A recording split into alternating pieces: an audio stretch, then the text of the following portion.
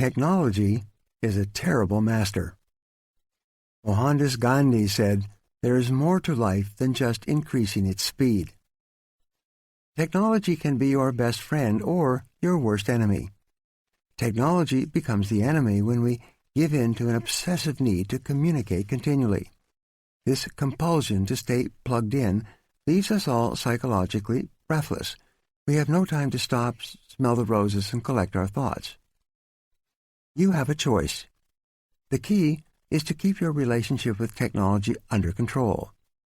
Bill Gross, who managed more than $600 billion in fixed income funds and bonds when he was with PIMCO, is famous for exercising regularly and meditating daily to keep centered while using no technology at all. Despite turning off all his devices, he never misses an important message.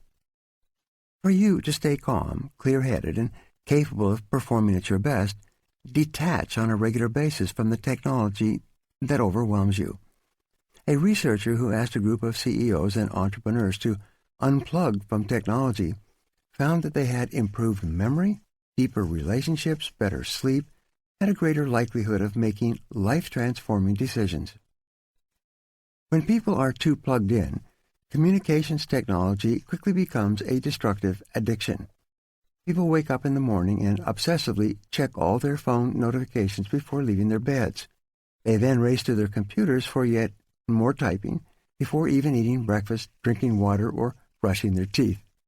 People are now checking their smartphones about 46 times each day, according to one study, and about 85 times a day, according to another study, which found that people were accessing their phones twice as often as they thought. Don't become addicted.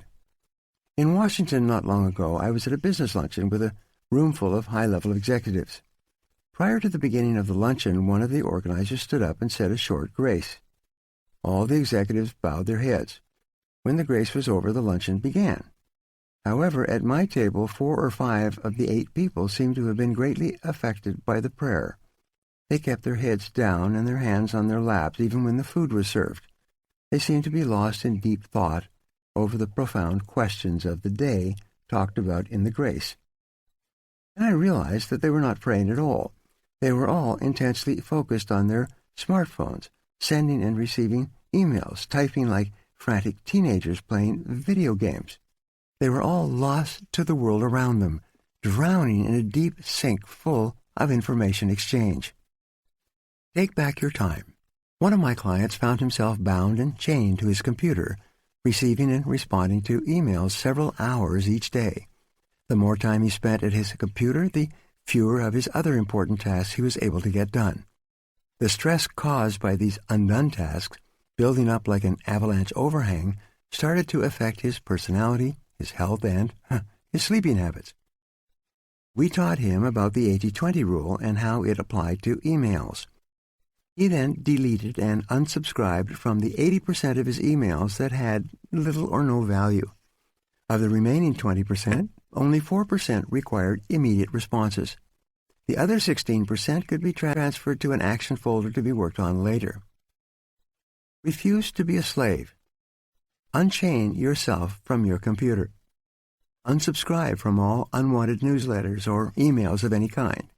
Set up an autoresponder that says, "I check my email only twice per day. I will reply as soon as possible. If this is an emergency, phone this number."